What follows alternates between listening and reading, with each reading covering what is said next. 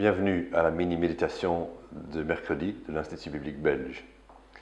La façon dont nous prions va souvent montrer la relation que nous pensons avoir avec Dieu. Aujourd'hui, je vais vous raconter une histoire, c'est celle que Jésus a racontée en Luc chapitre 18, verset 10, par rapport à deux hommes qui prient, au même endroit, au même moment, avec la même activité, mais deux attitudes très différentes. Nous lisons. Deux hommes montèrent au temple pour prier. L'un était un pharisien, l'autre un collecteur d'impôts. Le pharisien, debout, faisait cette prière en lui-même. « Ô Dieu, je te remercie de ce que je ne suis pas comme les autres hommes qui sont voleurs, injustes, adultères, ou même comme ce collecteur d'impôts. Je jeûne 2 fois par semaine et je donne la dîme de tous mes revenus. » Le collecteur d'impôts, lui, se tenait à distance et n'osa même pas regarder au ciel, mais il se frappait la poitrine en disant « Ô Dieu, aie pitié de moi, qui suis un pécheur. » Je vous le dis, lorsque ce dernier descendit chez lui, il était considéré comme juste, mais pas le pharisien. Parlons d'abord du bon pharisien. Nous avons l'habitude de penser directement aux vilains pharisiens, mais ils étaient parmi les personnes les plus respectées de la société de l'époque. Le pharisien n'était pas un menteur, un méchant ou un paresseux.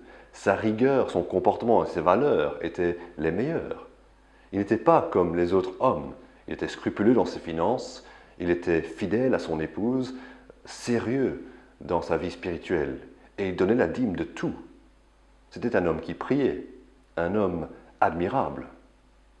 À l'autre bout de l'échelle, il y avait là un homme moralement corrompu, un collecteur d'impôts, pas quelqu'un qui travaillait pour le fisc, mais un escroc, un exploiteur, un voleur sans scrupules, un homme qu'on ne verrait jamais vraiment au temple et qui ne donnait la dîme de rien du tout.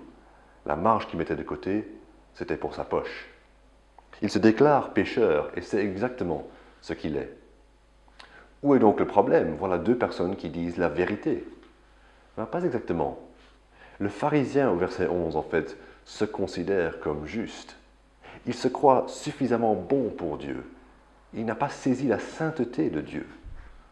En se comparant aux autres, il se sent supérieur, mais il ne se rend pas compte qu'il n'est pas juste devant Dieu. Il faudra souvent le redire. Jésus nous montre ici que c'est possible de prier et de faire de grands efforts religieux sans être réellement juste devant Dieu. Mais que fait le collecteur d'impôts? Au lieu de se sentir meilleur des autres collecteurs d'impôts qui n'avaient pas été au temple ce jour-là, lui est saisi par la sainteté de Dieu et sa culpabilité devant Dieu. Il ne vient pas faire l'étalage de ses bonnes œuvres parce qu'il n'en a pas. Il reconnaît le gouffre qui existe entre lui et Dieu et qui le sépare de Dieu. Et sa requête est simple. « Aie pitié de moi, qui suis un pécheur. » Et le verset 14 nous dit que c'était lui qui était justifié. Tout cela paraît tellement simple, n'est-ce pas? Mais c'est difficile d'avouer notre impuissance spirituelle. Il faut mettre notre foi en Jésus, pas en nous-mêmes. Il faut lui demander pardon, comme le collecteur d'impôts l'a fait. Et nous, la prochaine fois, nous verrons que nous sommes davantage comme le pharisien que nous le pensons.